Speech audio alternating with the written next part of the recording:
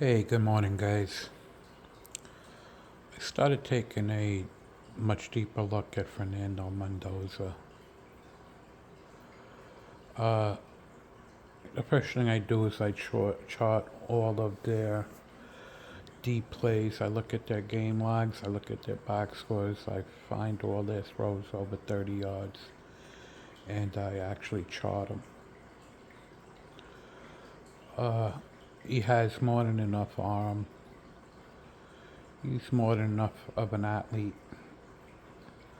When given time, his old Dominion game, he missed quite a few throws down the field, but that was from a lack of timing with the receivers.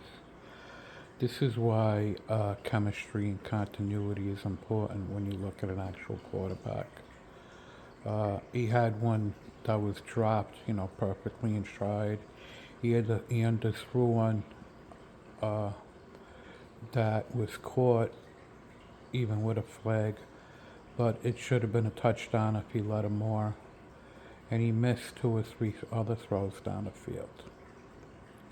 He also made some bad decisions in the Old Dominion game. He forced the issue a little bit. I think it has to do with trying to impress a little bit in his first game. Uh, is he a good quarterback? He has a lot of anticipation throws on out patterns. Lots of anticipation throws on out patterns. Uh, he does a lot of everything. He has the tools in the toolbox for sure.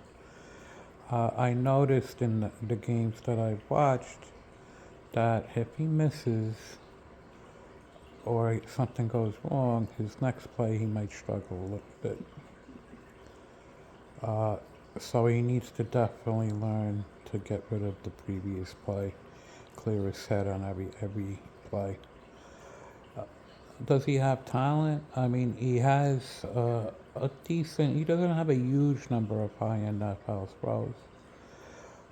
He doesn't have a huge number of tight window. He actually missed all his tight window throws that I saw in the two games I watched today. A lot of it has to do with timing and being on the same page with his receivers. I saw a couple of throws where I think he tried to stop the receiver, and the receiver kept on going between three defenders. So it was a miss, it was thrown behind him. I think that might get fixed with timing. I didn't see a lot of second progression throws. I did see a couple, but I did not see a lot. I saw some tough decisions where, even under pressure, he's trying to throw the ball into tight windows. He has to really look at the clock and the down. There's no reason to make an attempt like that on second and one. There's no reason to take a chance. He's definitely well coached. He's in a great place. I believe Shanahan's his offensive coordinator. Gotta take a look at that. There is a lot to like. He definitely has a toolbox. Now, standing in, taking pressure, taking a hit, he has one or two throws, but he does miss a lot when he's under pressure also. This is, he's a tough read. He's definitely a first round quarterback, without a doubt. I don't know how much football he played or the amount of coaching he played when he was younger. I think he was very raw. Uh, and I don't believe he might have gotten the coaching up until a certain point. Now, you could see he's making strides as the year goes on under great coaching at Indiana, which is a positive. Now, I definitely have Aller at number one and Sawyer Robertson at number two. The arm talent on those two is off the charts. The amount of high level NFL throws on both of them is off the charts. Absolutely off the charts. I'm looking at Mendoza and I'm clearly seeing a possible Daniel Jones. You know, a much improved Daniel Jones within a couple of years in the pros. That's fine as a quarterback. I'm not done with him. I'm gonna go really deep. I'm done with the majority of quarterbacks. You know, I'm totally done with Aller. I'm still on Robertson, Mendoza, and Green to see how they pan out as the other first round quarterbacks. I'm totally done with everyone else. I'm not touching them. And there are clear reasons why. Now, taking Mendoza from the top, he won't score as much when it comes to his team supporting him because he does have good coaching. He is in a great place for him. It's his first year in a new system, so he's not getting high levels on support. You know, other than being the first level in a new system, he's definitely not getting high levels of support. He does have some playmakers on the team, for sure.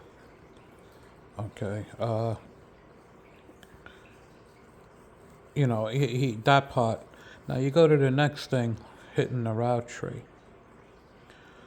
He could hit the entire route tree. You know, give him time to gain chemistry with his receivers. You know, give him a year to build in the pros, and he will hit the entire route tree. You know, pretty consistently. I have no issue with that. Following progressions, I'm having a little bit of issue with. Is he, you know, the majority first read? A lot of it's clean pocket. A lot of it is, you know, open. The anticipation throws definitely help. Being able to throw with that type of timing, you know, the issue is if you're only doing it on the sideline, which is the majority of his anticipation throws, that might be an issue in the pros when they catch on. You know, but if you could do it at that level on the sidelines with his outs, he probably will be able to learn it, you know, all over the field. What am I missing so far? You know, I think he has confidence. You know, he definitely has arm talent. I don't see the high level, okay, as Aller and Robertson, but he definitely has you know, he definitely has NFL arm talent. He checks a lot of boxes.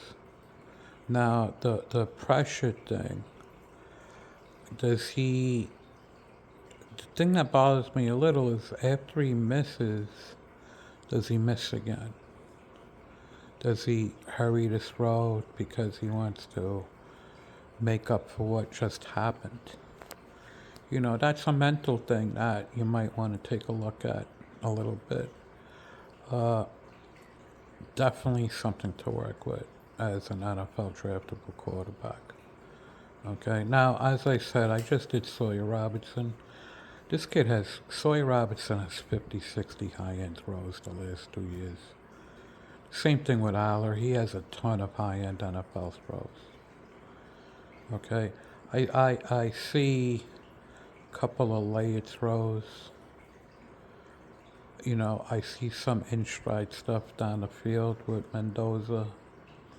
I don't see the high level of that. Do I think it comes with chemistry and continuity? A little bit more feel for the system? Maybe.